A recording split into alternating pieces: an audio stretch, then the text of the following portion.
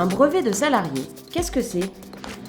Brevet de salarié, c'est le terme qu'on utilise communément pour désigner une protection par brevet pour une invention qu'un salarié a réalisée dans le cadre de ses fonctions. Il existe 3 catégories d'inventions de salariés.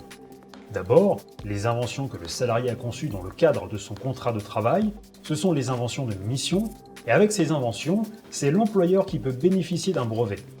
On trouve ensuite les inventions hors mission attribuables, ce sont les inventions qu'un salarié a conçues dans le cadre de son travail, mais sans que son employeur ne le lui demande.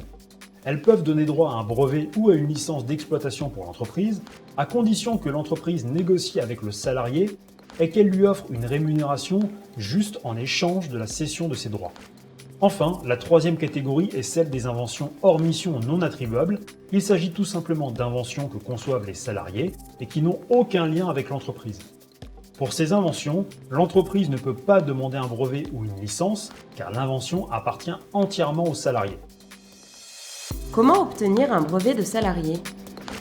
Quand un employé crée une invention, il est obligé d'en informer son employeur avec une déclaration d'invention de salarié, et ce, peu importe que l'invention soit une invention de mission, une invention hors mission attribuable ou une invention hors mission non attribuable.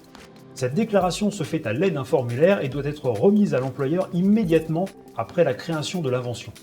2 mois maximum après la réception de cette déclaration, l'employeur donne sa réponse, c'est-à-dire qu'il dit s'il veut demander un brevet pour l'invention, dans le cas où il peut le faire. Que faire si l'employeur n'accepte pas le brevet de salarié? Il arrive que le salarié et l'employeur ne soient pas d'accord, par exemple sur le classement de l'invention ou sur les contreparties financières. Dans ce cas, il faudra soit porter l'affaire en justice au tribunal de grande instance de Paris, soit contacter la Commission nationale des inventions de salariés.